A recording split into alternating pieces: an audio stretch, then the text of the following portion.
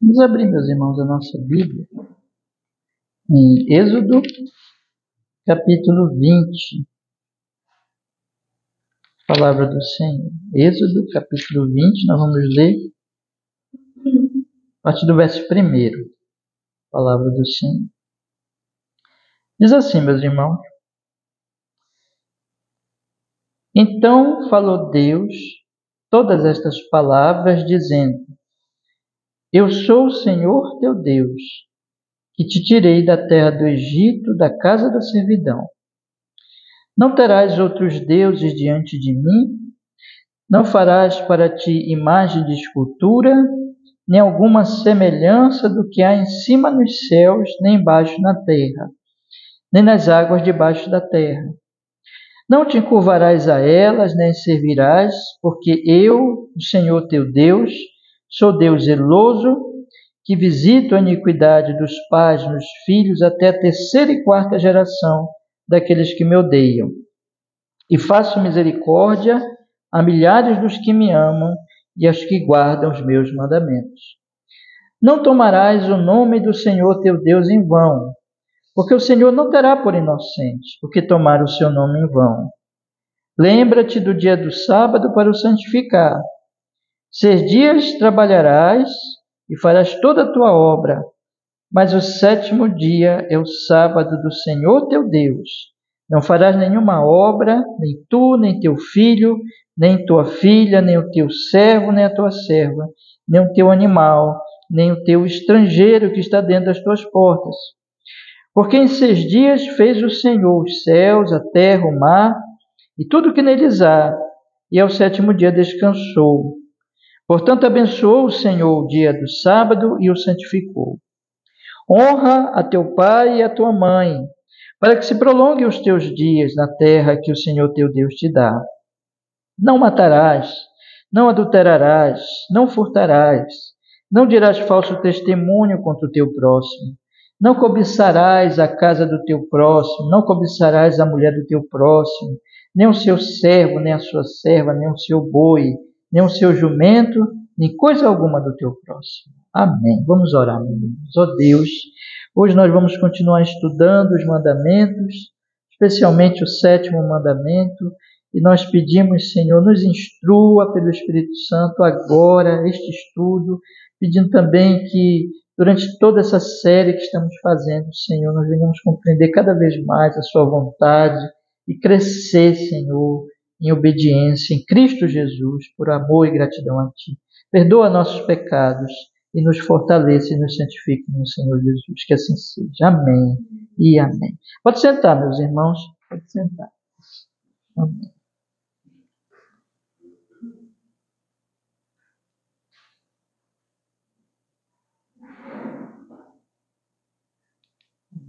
Maurício, irmão, foi lá, Maurício, no 23 daqui, não pega, por favor, irmão. Foi no 23. Gente, obrigado.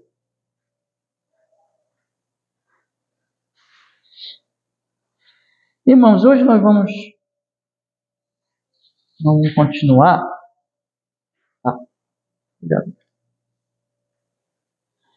Hoje nós vamos completar, irmãos, a partezinha do Catecismo Maior, da pergunta 139, que vocês têm aí no programa de culto. Hoje nós vamos completar, que faltou eu falar a respeito da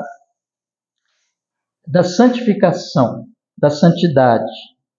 Então nós temos aqui a resposta, um pedacinho da resposta da pergunta 139, que diz assim: os pecados, aliás, a pergunta, né? Quais são os pecados proibidos no 7º mandamento? A resposta, então, é: os pecados proibidos no 7º mandamento reticências, toda imaginação, pensamento, propósito, sentimentos impuros. Nós estudamos nos estudos anteriores, eu acho que esse é o 3º ou 4º estudo que ainda estou olhando aqui, esse trechozinho aqui com vocês. Nós estudamos nos estudos anteriores que Jó, já lemos aqui o texto de Jó 31, versículo 1, que diz que Jó fez uma aliança com seus olhos. E como é que ele poria os olhos numa virgem, né? E Mateus 5, 28, que diz que quando o homem olha para uma mulher, ele já adultera com desejos impuros, né? Ele já adultera no seu coração. Então nós observamos, nós estudamos que a imaginação é muito importante, antes então da prática. A imaginação, o pensamento, então vem os propósitos, sentimentos impuros, essas coisas se alimentam. As pessoas então vão praticar o adultério. Por isso que o mandamento, é isso que a confissão está abordando aqui, o mandamento, ele aprofunda a questão mais ainda do que somente assim, a prática, daquilo que as pessoas fazem, a relação sexual ilícita, mas ela vai na origem, no coração, nos pensamentos, na imaginação, no propósito, nos sentimentos impuros. E eu tenho procurado abordar aquilo que a Bíblia ela fala a respeito da questão dos nossos pensamentos, da nossa imaginação.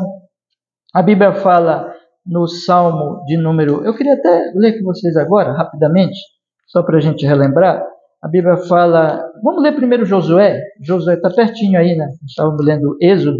Josué, capítulo 1, versículo de número 8. É um texto bem interessante sobre esse assunto da imaginação, do pensamento e assim por diante, né? Então, a palavra de Deus nos diz assim, Josué, capítulo 1, versículo de número 8, diz assim: Não se aparte da tua boca o livro desta lei, antes medita nele de dia e de noite, para que tenhas o cuidado de fazer conforme tudo quanto nele está escrito, porque então farás prosperar o teu caminho e serás bem-sucedido. É muito interessante, porque diz aqui, medita de dia e de noite, para que tenhas o cuidado de fazer. O Salmo, então, de número 1, vamos olhar também, irmãos, por gentileza, o Salmo de número 1, versículo 1, fala do negativo, né? Do homem bem-aventurado. E o versículo 2 fala do positivo. Aquilo que ele não faz, versículo 1, e aquilo que ele faz, versículo 2. Bem-aventurado, Salmo 1, versículo 1.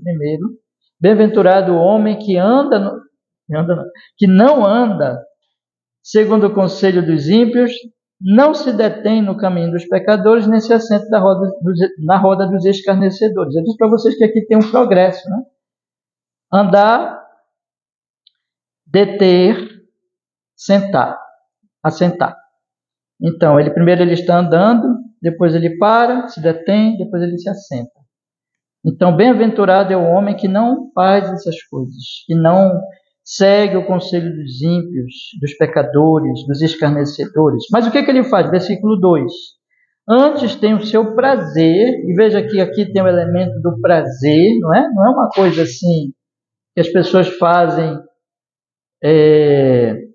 obrigados. Ontem achei interessante, estava lá na casa do irmão Éder e Luísa, aí começou uma conversa lá entre as irmãs sobre lavar roupa, né? E teve irmãs lá que disseram assim, eu não gosto de lavar roupa. Outra irmã disse, eu gosto de lavar roupa, né? Então é interessante isso, fazer as coisas com prazer ou com desprazer, com desgosto, né? Então, o prazer de meditar na lei do Senhor. Não adianta, nós não podemos meditar sem prazer. É interessante isso nas Escrituras, né? Tem que ser o gosto nosso, tem que ser uma alegria para nós. E essa alegria vem do amor a Deus. Não é uma coisa, não é um código de ética que joga assim para as pessoas, olha, está aí. Mas se relaciona à vontade de Deus. Ele tem prazer porque ele ama a Deus. Então, antes tem o seu prazer na lei do Senhor e na sua lei medita de dia e de noite. Observe aí de novo o de dia e de noite. Aí eu li com vocês também um outro salmo, em que o salmista ele diz, porque estás abatido a minha alma, espere em Deus. Então ele estava ali lutando com a própria alma dele, pensando nas promessas de Deus, meditando, trocando uma meditação da sua alma que estava ali levada pelo pecado e pensando nas promessas de Deus. E aí nós avançamos, irmãos, sobre essa questão ainda do pensamento e das imaginações, olhando para o livro de Romanos. Vamos então olhar Romanos agora? Peço para vocês abrirem também. Existem duas bênçãos que nós devemos guardar e meditar muito no nosso coração, que o livro de Romanos nos diz. A primeira bênção está lá em Romanos capítulo 5, versículo 1. Vamos ler também. Diz assim a palavra do Senhor. Romanos capítulo 5, versículo 1. Tendo sido, pois, justificados pela fé, temos paz com Deus por nosso Senhor Jesus Cristo, pelo qual também temos entrada pela fé esta graça, na qual estamos firmes e nos gloriamos na esperança da glória de Deus. E não somente isso, mas também nos gloriamos nas tribulações, sabendo que a tribulação produz paciência, paciência, experiência, experiência, esperança. E a esperança não traz confusão, porquanto o amor de Deus está derramado em nossos corações pelo Espírito que nos foi dado. É muito interessante nós pensarmos, então, que Paulo está aqui falando de prazer. Também ele fala de coisas boas, de esperança, de amor de Deus, e por causa da doutrina da justificação, porque ele diz logo em seguida, se vocês forem observar, no versículo 8, ele diz assim: mas Deus prova o seu amor para conosco, em que Cristo morreu por nós, sendo nós ainda pecadores. Quer dizer, nós passamos a amar a Deus porque Ele nos amou quando nós ainda éramos pecadores, nós éramos inimigos de Deus.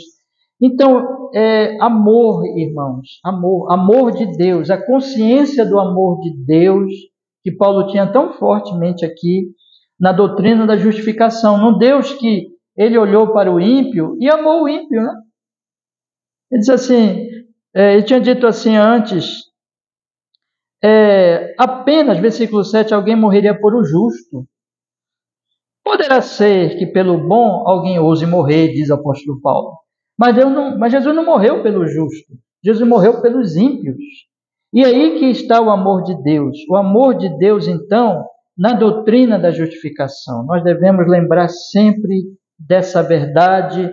Então, quando vem a tentação sexual, que é uma coisa tão forte, tão poderosa, e vem nos iludindo, o que vai aquecer o nosso coração e tirar o nosso foco daquele pensamento imundo para o que é glorioso, é a lembrança de que Deus nos amou, de que Ele nos ama e de que nós o amamos.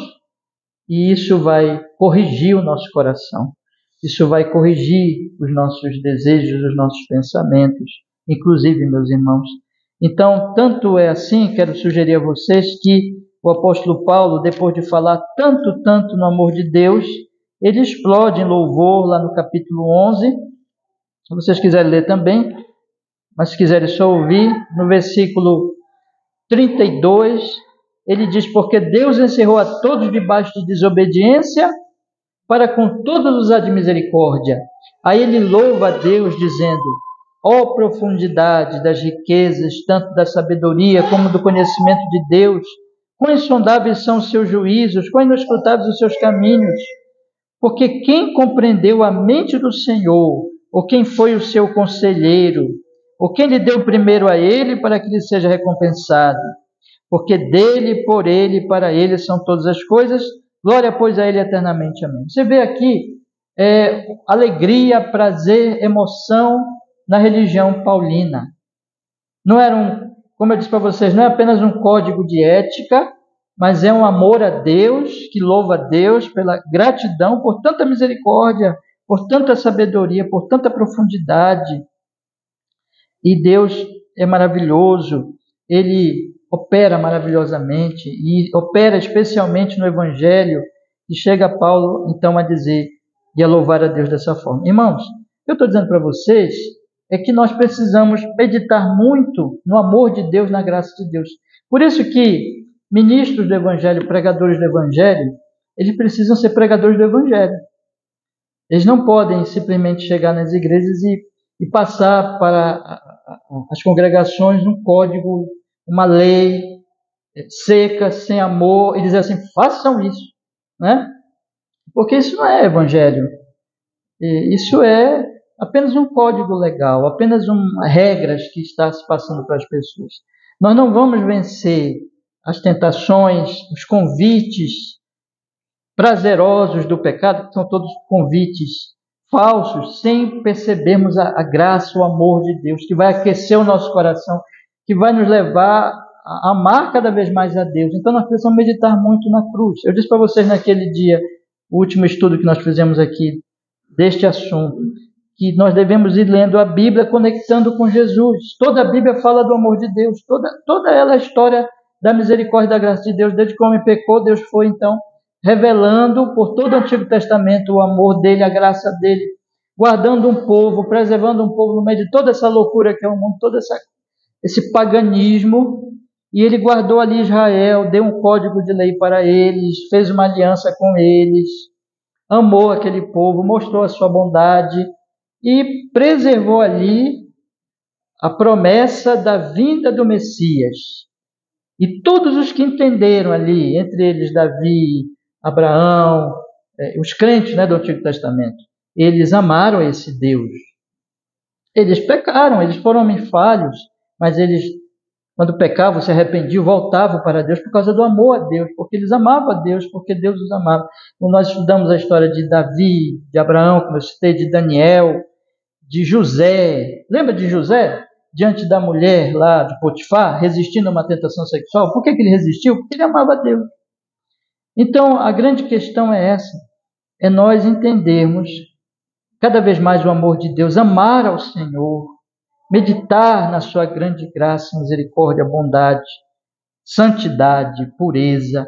Nós vamos cada vez entender melhor como as coisas, como o adultério, a impureza sexual, os pensamentos impuros, a pornografia, todas essas coisas são imundas demais, sujas demais, e nós não queremos, não vamos querer que essas coisas habitem na nossa alma.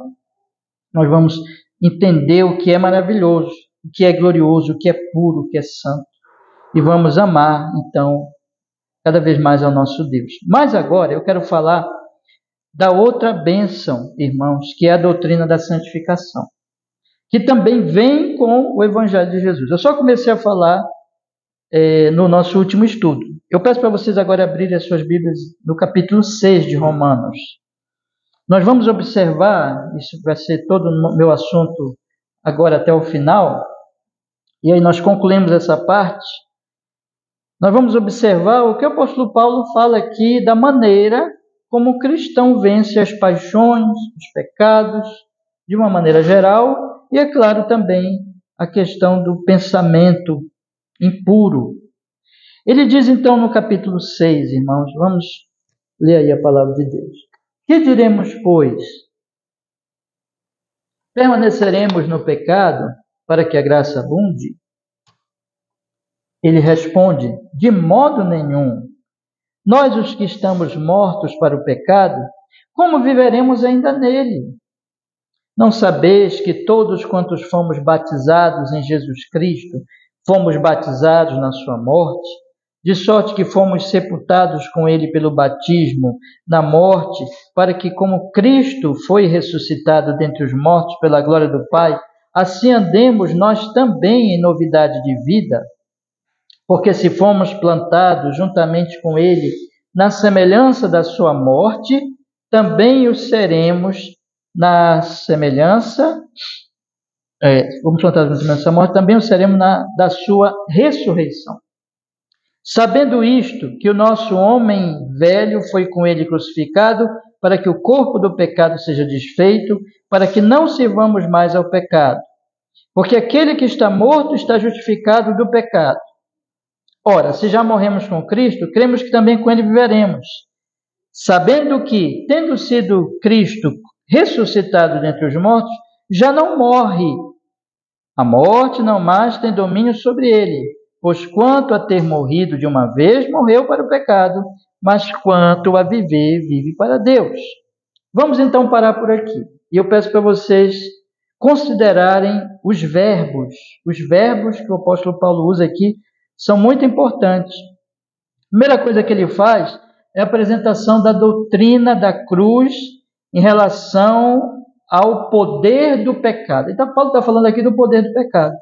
Ele está falando aqui, irmãos, vejam, eu posso colocar a coisa de três formas aqui. Existe a culpa do pecado, existe a presença do pecado, junto com o seu poder, e existe, em último lugar, a ausência do pecado. Tá? Enquanto nós estivermos aqui nesse mundo, nós vamos ter solucionado a questão da culpa do pecado e a questão do poder do pecado, mas não da presença do pecado. Então, o que eu quero dizer com isso? Eu quero dizer o seguinte, que a doutrina da justificação, ela trata da culpa do pecado. Então, aqueles que estão em Cristo, a culpa do pecado foi colocada sobre Jesus Cristo e eles foram justificados. Então, a culpa está cancelada mesmo. Tá? Claro que quando nós pecamos aqui nessa vida, nós desagradamos a Deus, é quebrada a comunhão, precisamos pedir perdão, nós somos perdoados. Mas isso não significa que eu deixo de estar justificado. Eu fui justificado de uma vez para sempre. Para sempre. A culpa do pecado foi resolvida. Primeiro aspecto. Agora, nós temos o poder do pecado. O apóstolo Paulo está dizendo também que o poder do pecado foi cancelado. Ele está dizendo assim, olha, vocês não estão mais debaixo do poder do pecado, mas o pecado ainda está aí. Ou seja, vocês têm a presença do pecado, vocês têm que lutar, porque o pecado está presente. Vamos dizer que você esteja numa casa e entre ali uma serpente. Você não pode ignorar a presença da serpente. Você tem que lutar com ela ou fugir dela. Mas você não pode ignorá-la. Então, nós não podemos ignorar a presença do pecado. Ele está presente. Como não podemos também ignorar, esse não é bem meu assunto hoje, mas tem a ver com o meu assunto, a presença de Satanás. O diabo, Efésios capítulo 6, por exemplo, diz que nós temos que estar conscientes que nós temos uma batalha, não somente contra o nosso pecado, mas também contra o próprio diabo. E contra o mundo sedutor. Então essas coisas estão presentes. E se nós formos tão tolos que nós negarmos a presença dessas coisas, nós vamos nos dar muito mal. Porque é exatamente isso que o diabo quer, né? E é exatamente isso que é onde o pecado cresce, é onde as pessoas acham que não existe pecado, não tem problema nenhum. E não é assim. Nós temos que realmente entender a presença do pecado, a presença do mal nesse mundo. Que nós estamos numa guerra, que nós estamos numa batalha. No entanto, nós precisamos também estar confiantes. Não precisamos ter medo do diabo, nem medo do pecado, nem medo do mundo.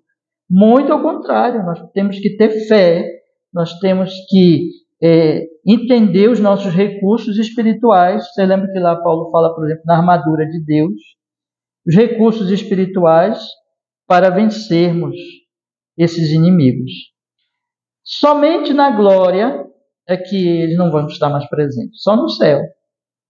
Por isso que a morte do crente não é um mau negócio, né? É interessante nós pensarmos que a morte não é uma tragédia, não. É claro que a morte é horrível, é por causa do pecado também, e o nosso corpo vai ressuscitar, mas, num certo sentido, a morte do crente é o fim dessa batalha aqui. Lá na glória não existe a presença desses males e desses perigos. Mas enquanto nós estivermos aqui na nossa peregrinação, meus irmãos, vocês já leram o livro Peregrino? Se não leram, faça a leitura do Peregrino de John Bunyan, né? E aí vocês vão ver como o cristão ele está numa luta aqui neste mundo contínua. Agora, ele não precisa ter medo, ele tem que estar consciente e ele precisa crer na promessa de Deus. E qual é a promessa? O apóstolo Paulo diz o seguinte, olha, quando Jesus Cristo ele morreu na cruz do Calvário, ele não somente justificou vocês, mas vocês estão tão ligados a ele que tudo que aconteceu com ele acontece com vocês. Então, o que foi que aconteceu com Jesus Cristo? Jesus Cristo morreu, Jesus Cristo foi sepultado, Jesus Cristo ressuscitou. Pois bem, Paulo está dizendo, vocês morreram, vocês foram sepultados e vocês foram ressuscitados. Vocês ressuscitaram em Cristo Jesus. Então ele diz aqui, observem, irmãos, nós vamos permanecer no pecado para que a graça abunde? É graça. Graça, graça, graça. Deus me justificou, então vamos pecar porque eu já estou justificado. Ele diz, ei, você não está entendendo que a justificação está colada com a santificação e com a glorificação. Os que chamou, justificou, os que justificou, glorificou. Lembra que ele vai falar lá no capítulo 8? Então essas coisas estão, é como uma corrente que não pode se quebrar. Todos aqueles que pregam assim, um combate à lei, dizem assim, tudo é graça, esses aí não entenderam o Evangelho. O Evangelho é justificação, santificação, glorificação. De maneira que, quando eu sou justificado, eu também serei santificado. As bênçãos estão ali presentes, então realmente eu não tenho mais a culpa do pecado. Mas isso não significa que agora eu vou pecar a valer. Muito ao contrário, eu vou agora entrar num processo de santificação. E a santificação, então, também está ligada à cruz de Jesus, de maneira que ele diz, nós que estamos mortos para o pecado, como viveremos nele? Paulo diz, vocês estão mortos. Mas como vocês estão mortos? Em que sentido vocês estão mortos? Ele diz no versículo 4, fomos sepultados pelo batismo na morte, para que, como Cristo ressuscitou, pela glória do Pai, andemos em novidade de vida.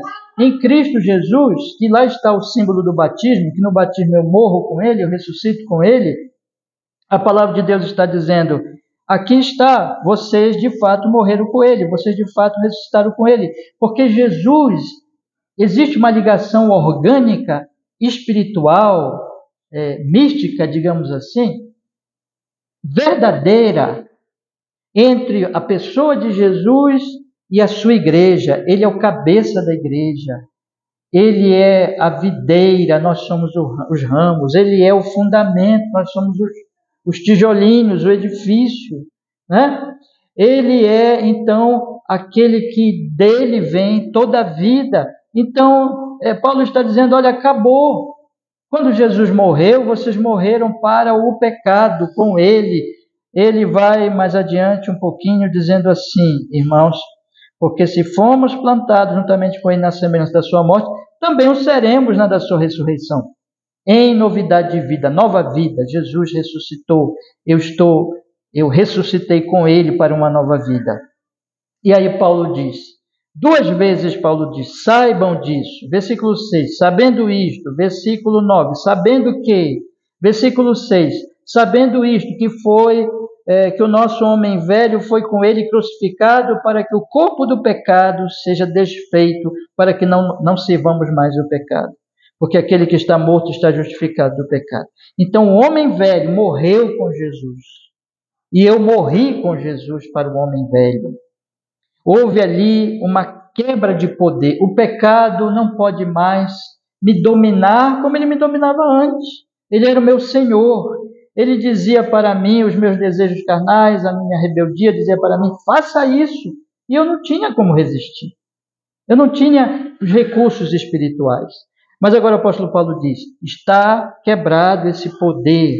Ele diz no versículo 8, se já morremos com Cristo, cremos que também com ele viveremos. Observe sempre morte e ressurreição. Jesus morreu, eu morri com ele. Jesus ressuscitou, eu ressuscitei com ele.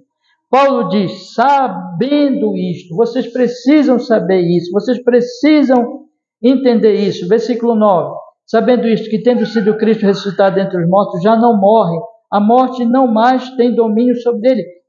Ele destruiu o domínio da morte, o poder da morte. Pois quanto a ter morrido de uma vez, morreu para o pecado, mas quanto a viver, vive para Deus. Não existe mais pecado, não existe mais morte, o poder do pecado e da morte foram quebrados. Então ele diz, sabendo, eu li o versículo 9, né, que tendo Cristo ressuscitado, dentre os mortos já não morre. E li também o versículo 6, o nosso homem velho foi com ele crucificado. Então veja o que Paulo está dizendo aqui. Nós, a igreja de Jesus Cristo, precisamos saber que o nosso homem velho foi crucificado. E nós precisamos saber que Cristo venceu a morte e Cristo venceu o pecado. Por que nós precisamos saber disso? Porque nós precisamos aplicar isso ao nosso viver diário, irmãos. Quando então nós vamos ser tentados, inclusive tentados na área sexual. Tentado com pensamentos, tentado com coisas que vão aparecer para nós. E ele está dizendo aqui o seguinte agora. Há uma meditação que vocês precisam fazer. Vocês precisam pensar muito na obra da cruz de Jesus. Tanto no sentido da justificação, como no sentido da quebra do poder, da morte e do pecado. Paulo está dizendo aqui, veja irmãos, Paulo está gastando 6 capítulos para mostrar a vitória de Cristo sobre o pecado. O primeiro capítulo ele falou do pecado do pagão, o segundo capítulo ele falou do pecado do judeu, o terceiro capítulo ele chegou e disse assim, todo mundo é pecador, todos pecaram, e ele então chegou à conclusão, todos são salvos na propiciação em Cristo, justificados em Cristo. No quarto capítulo ele dá o exemplo de Abraão e de Davi, lembra que foram justificados pela fé. No quinto capítulo ele fala da justificação e liga toda a nossa salvação e justificação com Cristo, dizendo assim como vocês estavam ligados em Adão, agora vocês estão ligados em Cristo. Em Adão vocês estão mortos, mas em Cristo vocês estão justificados e vivos. E agora, finalmente, ele diz no capítulo 6, que não somente, irmãos, temos a justiça de Cristo, mas nós temos também em Cristo, acabou o poder do pecado. Então, eu penso assim, nós precisamos tomar aqueles versículos de meditação de Josué, de Salmos e de outras partes das Escrituras e pensar assim, peraí, eu preciso meditar muito nessa verdade. Quando o pecado vem e diz assim, faça isso, vem aqueles desejos errados, pecaminosos, e aquilo diz para mim assim, olha, faça isso porque você tem que fazer isso, você não vai conseguir resistir. E diz também para nós assim, veja como vai ser bom pecar, como vai ser prazeroso, como você vai ter resultados prazerosos com esse pecado. Então, aquela tentação de que diz assim, você não pode vencer o pecado. E o pecado é bom. Aí Paulo está dizendo assim, olha, a doutrina da justificação diz, não, o pecado não é bom. O pecado é morte e Jesus teve que morrer para te salvar. E diz assim, não, o pecado não dá prazer, não. O prazer é Cristo. A alegria é Cristo. Então você precisa meditar nisso. E quando o pecado chega para você e diz assim, você não pode resistir, eu sou o teu Senhor, né? E você tem que fazer isso. Você tem que meditar e pensar o seguinte, não, a palavra de Deus diz que eu já morri em Jesus Cristo e eu estou livre do poder do pecado. Agora vamos colocar mais uma situação, meus irmãos. Quando o crente peca, sabe o que vem? Quando o crente então peca, comete um pecado, sabe qual é, o que o coração dele diz? E aí, irmãos, entra também o acusador dos irmãos. Estou falando hoje de Satanás propositalmente, porque existe um trabalho do maligno desde o Gênesis, em descrer das promessas e da palavra e do que Deus tem dito. Vem também aquele pensamento. eu sou um derrotado e não há perdão para mim. Então é interessante, né? Que quando a pessoa está para pecar, a promessa do pecado é benefícios. Mas quando a pessoa peca, a palavra do pecado é de derrota total. O cristão precisa entender que ele não tem que ouvir esses pensamentos e essas tentações. É por isso que a palavra de Deus, ela está sempre dizendo assim: olha, vocês precisam ouvir as promessas, o Evangelho. Por isso que o salmista diz: porque estás abatido a minha alma. Eu preciso pensar nas promessas. Eu preciso saber e meditar e refletir nas promessas. Eu não posso deixar com que o meu coração seja levado nem pelas promessas do pecado antes de pecar, nem pela insinuação do poder do pecado antes de pecar, e nem também pelo derrotismo do pecado, pelo desânimo do pecado depois de pecar. Porque eu não preciso pecar, essa que é a verdade. Mas se eu pecar, eu vou ler um textozinho aqui que vocês conhecem bastante. Bora ler aqui? Eu vou voltar já para Romanos, mas eu preciso ler esse texto aqui. 1 João capítulo 2. Vamos dar uma olhadinha lá? Olha que coisa impressionante. Olha só.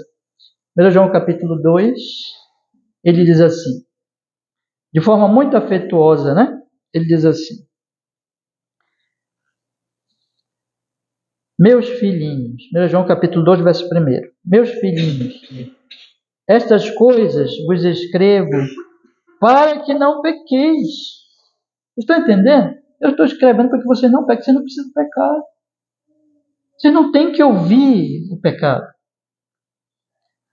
Mas é um fato, né, meus irmãos, que por fragilidade nós não somos perfeitos, nós estamos no processo de santificação, a gente ainda peca. E aí ele diz, porém, eu estou escrevendo essas coisas para que não pequeis. E se alguém pecar, temos um advogado para com o Pai, Jesus Cristo justo, e ele é a propiciação pelos nossos pecados, e não somente pelos nossos, mas também pelos de todo o mundo. E nisto sabemos que o conhecemos, se guardamos os seus mandamentos. É interessante que João está colocando assim: você sabe que você conhece a Deus se você guarda os mandamentos, se você ama a Deus. Mas isso não significa que você é perfeito. Ele diz aqui para nós agora, olha, não pequem, mas se vocês pecarem, também não pense que acabou tudo. Nós temos um advogado que vai nos acompanhar até a glória. Vocês não precisam pecar, mas se acontecer, nós temos um advogado e ele é propiciação pelos nossos pecados. Lá no capítulo 1, ele tinha dito assim, bora olhar o capítulo 1, ele diz assim, olha, versículo 5, e esta é a mensagem que dele ouvimos e vos anunciamos, que Deus é luz e não há nele trevas nenhumas. Se dissermos que temos comunhão com ele e andarmos em trevas, mentimos e não praticamos a verdade. Ele está falando assim, olha, aquele que anda em trevas, aquele que é ímpio mesmo, né? Que não ama Deus, que não tem prazer nas coisas de Deus, que não ama o culto, que não ama a santidade, que não ama a piedade, que não ama os mandamentos. Esse é ímpio mesmo. Está em trevas mesmo. Né? Mas ele diz, mas se andarmos na luz, versículo 7, como ele na luz está, temos comunhão uns com os outros. E o sangue de Jesus, seu Filho, nos purifica de todo pecado. Quer dizer que o sangue nos purifica. Ele diz no versículo 8, se dissermos que não temos pecado, enganamos a nós mesmos e não há verdade em nós. Mas se confessarmos os nossos pecados, ele é fiel e justo para nos perdoar os pecados e nos purificar de toda justiça. Se dissermos que não temos pecado, fazemos-o mentiroso e sua palavra não está em nós. Ele está dizendo aqui, irmãos, a provisão no Evangelho para o cristão todo o tempo. O cristão, ele anda na luz, mas ele precisa confessar os seus pecados, porque nós não somos perfeitos, né? Nós vamos pecar e também nós vamos... eu estou já avançando um pouquinho além do meu assunto, mas tem a ver com esse. Existem os pecados para nós ainda ocultos, que nós ainda não entendemos, porque é um crescimento e maturidade. E Deus vai nos conscientizando, e nós vamos então confessando, e vamos pedindo perdão, e vamos sendo perdoados. Mas o ponto aqui, do nosso estudo de hoje, é o seguinte, irmãos. Existe toda a provisão no Santo Evangelho de Jesus para o crente que caiu, que Paulo está dizendo aqui, se arrependa, com Pedro, né? João, né? Confesse. E juntando aqui com Paulo, porém, voltando ao nosso assunto, porque eu coloquei aqui algumas situações, voltando ao assunto do poder do pecado, eu quero dizer aos meus irmãos que Paulo está dizendo, como João também diz, filhinhos, eu vos escrevo para que não pequeis.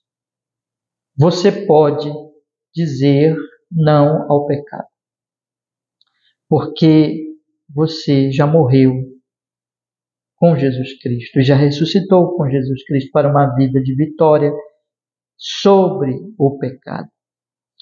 Agora, irmãos, você precisa saber disso, você precisa meditar nisso, você precisa pensar nisso, você precisa se aproximar cada vez mais do Santo Evangelho de Jesus, compreender esses tesouros. Vocês, de vez em quando eu falo isso porque isso é muito importante, vocês já observaram que este é o motivo de nós, domingo, nos reunirmos e falarmos do Evangelho? Porque qual é o nosso assunto, domingo após domingo? É o Evangelho.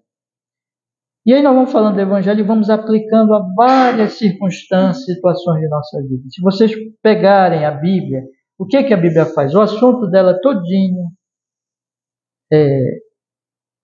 o alvo dela é anunciar Cristo e o Evangelho. E ela, ao fazer isso, conecta todos os assuntos da humanidade, todos os grandes temas, ao Evangelho. E quando você pensa nos mandamentos,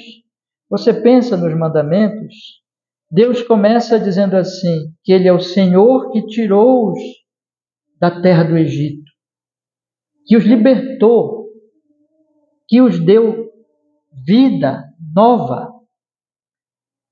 Então, meus irmãos, aqui está mais um exemplo disso. Então, como é que eu posso vencer o pecado? Eu não posso vencer o pecado simplesmente dizendo assim, eu vou vencer o pecado pela minha força.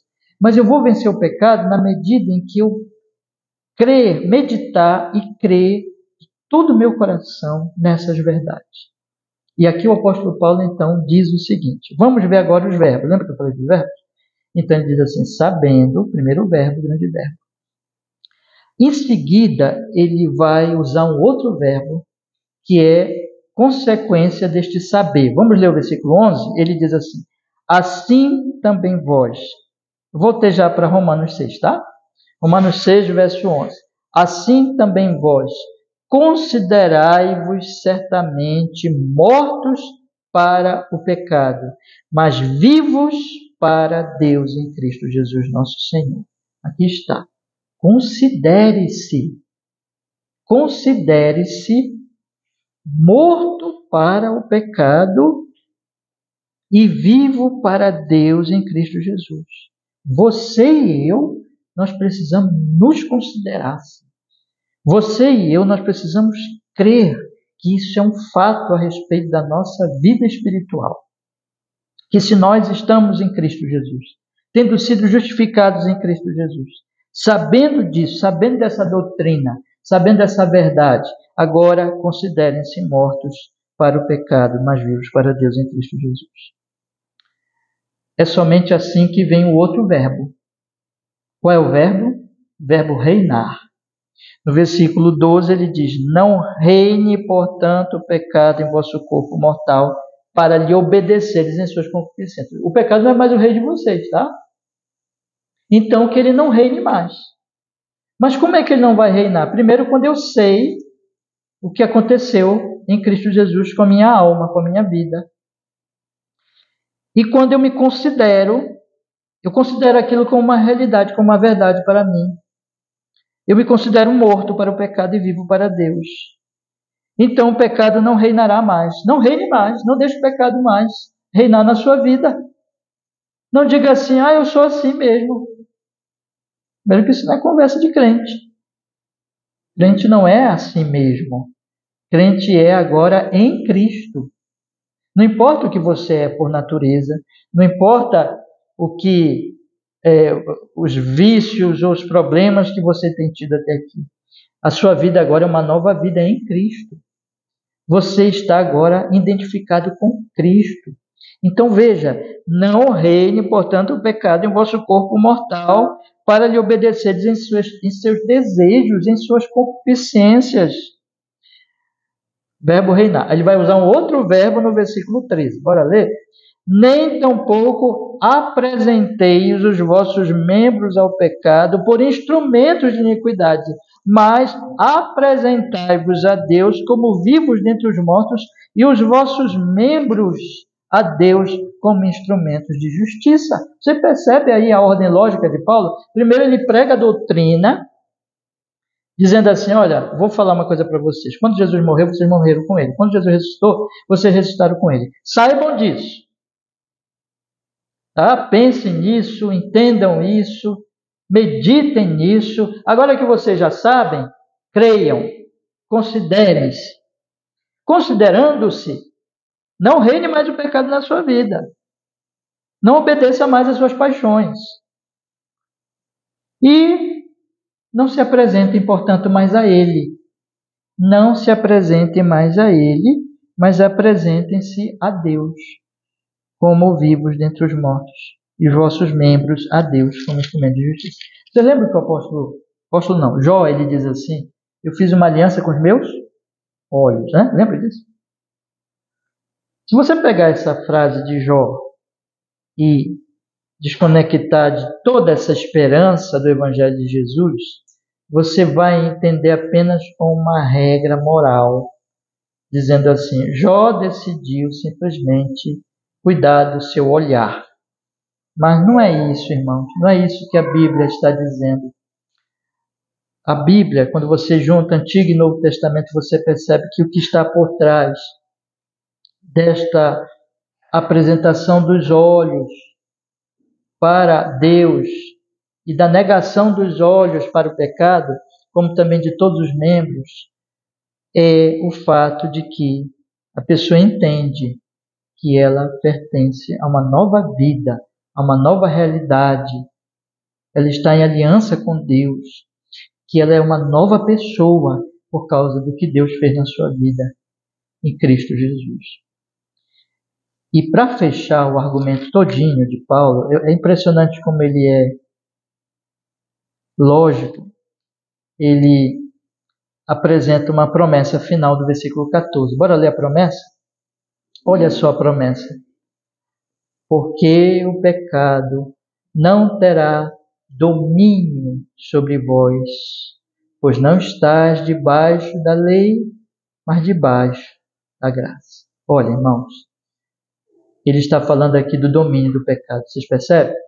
Então ele diz assim, creiam que o pecado não tem mais poder, não tem mais domínio sobre vocês, porque vocês não estão debaixo da lei, vocês não estão debaixo de um sistema em que a lei condena vocês.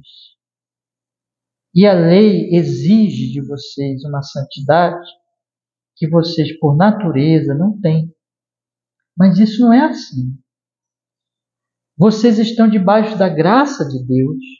E a graça de Deus envolve justificação. A graça de Deus envolve libertação. A graça de Deus envolve que vocês morreram para o pecado e ressuscitaram para Deus. Então, o pecado, Paulo está dizendo, confiem nessa promessa de Deus que vem do trono da graça. O pecado não terá domínio sobre vocês. O pecado não terá domínio sobre vocês. O pecado não terá domínio sobre vocês, porque vocês estão debaixo da graça.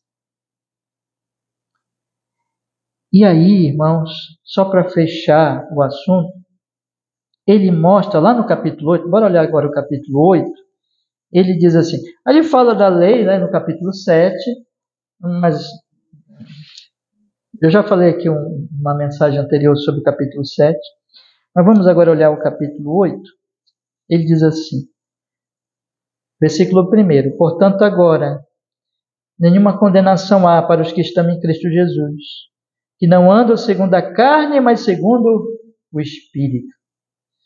Porque a lei do Espírito de vida em Cristo Jesus me livrou da lei do pecado e da morte. Porquanto que era impossível a lei, visto que estava enferma pela carne, Deus enviando o seu Filho em semelhança de carne, do pecado, pelo pecado condenou o pecado na carne, para que a justiça da lei se cumprisse em nós, que não andamos segundo a carne, mas segundo o Espírito. Em suma, o que ele está falando aqui é o seguinte: eu recebi uma nova vida em Cristo Jesus. E em Cristo Jesus também eu recebi o Espírito Santo. O Espírito Santo vem habitar em mim. De maneira que antigamente eu tinha a lei de Deus e eu tinha que obedecer àquela lei pelo meu esforço. Mas agora Paulo diz: vocês não estão sozinhos. Não é assim. Mas em Cristo vocês têm o Espírito Santo. E o Espírito Santo, ele faz com que a justiça da lei se cumpra em vocês. O Espírito Santo, ele vai mudando vocês. Ele vai vencendo as fraquezas, os pecados de vocês. Então ele diz aqui essa verdade. Ele mostra uma outra verdade, da presença real do Espírito Santo em Cristo Jesus. É o poder dele que vivifica, é o poder dele que santifica. Então, meus irmãos, ele vai dizer mais adiante um pouquinho, ele diz assim, no versículo 6, olha, a inclinação da carne é morte, mas a inclinação do Espírito é vida e paz. A inclinação da carne é inimizade contra Deus, por não é sujeita à lei de Deus, nem verdade pode ser. Portanto, os que estão na carne não podem agradar a Deus. Vós, porém, olha só, vós, porém, não estáis na carne, se é que o Espírito de Deus habita em vós. Mas se alguém não tem o Espírito de Cristo, esse tal não é dele. E se Cristo está em vós, o corpo na verdade está morto por causa do pecado, mas o Espírito vive por causa da justiça. Ele está dizendo aqui, então, meus irmãos, o seguinte, que quem está em Cristo Jesus tem o Espírito Santo. E o Espírito Santo me dá vitória sobre o pecado. Isso tudo é doutrina, é verdade, é realidade espiritual. São fatos espirituais que nós cristãos temos que meditar, crer, então, nos levantar para lutar contra os nossos pecados. Nessa fé, nos considerando mortos para o pecado e crendo nessas verdades.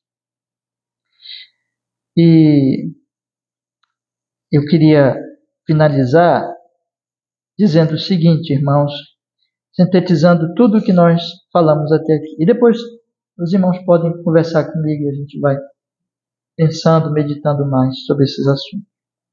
Mas eu quero que vocês pensem aqui. O apóstolo Paulo diz lá em Gálatas, andai em espírito e não satisfareis os desejos da carne. Andar em espírito, irmãos, envolve tudo isso. Envolve ouvir o ensino do Espírito. Envolve confiar em Cristo, confiar no que Ele fez por nós. Envolve agir de acordo com esta fé. Envolve acreditar também que o Espírito Santo está conosco para nos dar a vitória e para cumprir o que Paulo diz, que o pecado não vai ter domínio porque não estamos debaixo da lei, mas debaixo da graça. De que se nós andarmos no Espírito, nós não vamos, então, satisfazer os desejos da carne. Eu estou lhes apresentando nesta manhã a doutrina e o ensino apostólico.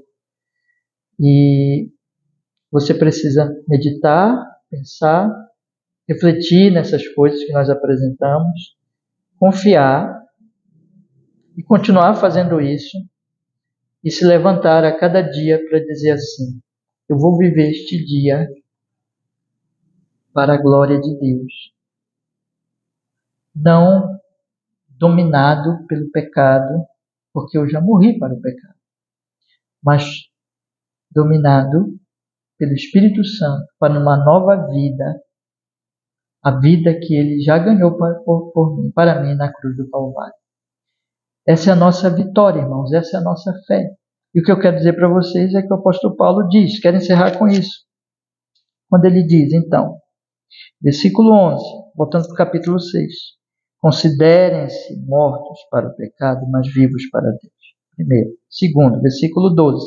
Não reine, portanto, o pecado em vosso corpo mortal.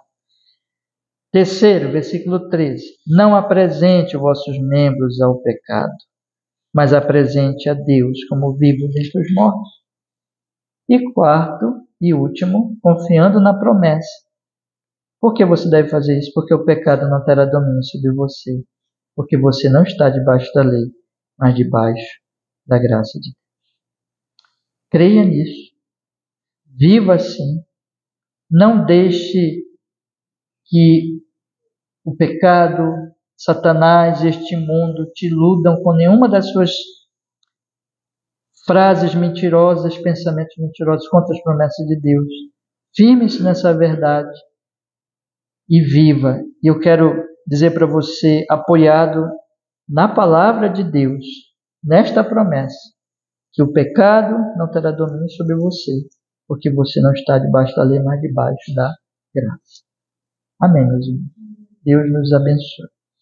Então, essas coisas estejam na nossa mente. Essas coisas sejam as nossas reflexões. Vamos orar? Vamos pedir que Deus nos ajude, meus irmãos. Senhor, nós queremos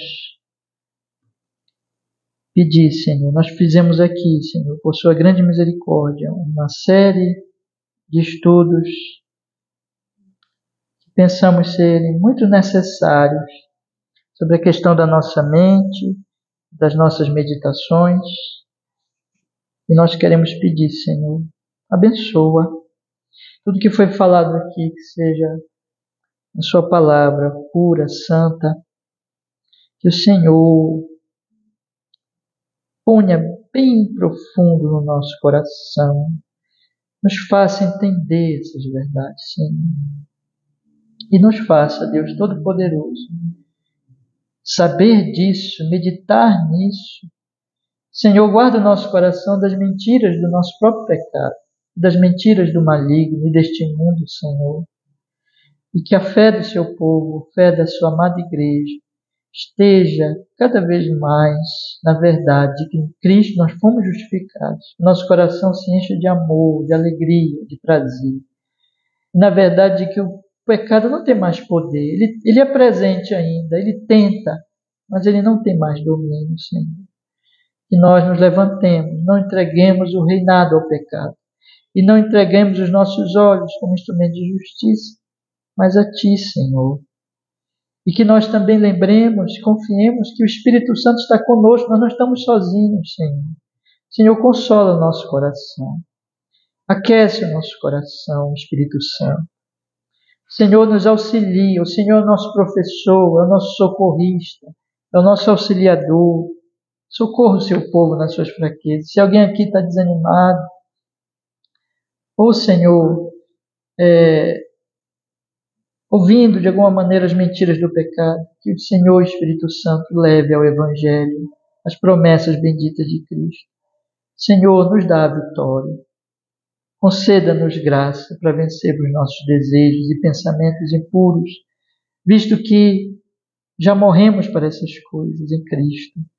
E o Senhor já habita em nós. Dá vitória ao seu povo, Senhor. Nas tentações, nas pressões, fazem com que lembremos dessas promessas. Então digamos, não, eu vou entregar os meus olhos, como disse Jó, para Deus. Os meus pensamentos eu quero encher das palavras do Senhor. Opera para que assim seja. E o seu povo, cada um de nós, todos aqueles que ouviram essa mensagem, sejam cada vez mais purificados na sua vida, na sua sexualidade. Tenham uma sexualidade pura e santa. Seus pensamentos puros e santos para o Senhor Deus Todo-Poderoso. Que assim seja, Senhor, por sua graça e por sua misericórdia. No nome santo de Jesus. Amém e amém. Graças a Deus. Deus nos abençoe, meus queridos irmãos. Amém. Irmãos, depois, qualquer dúvida, os irmãos podem vir conversar, tá bom?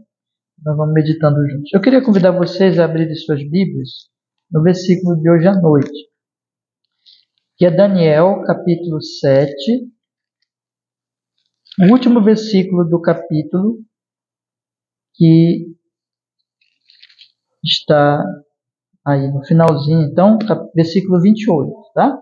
Daniel, capítulo 7, versículo 28.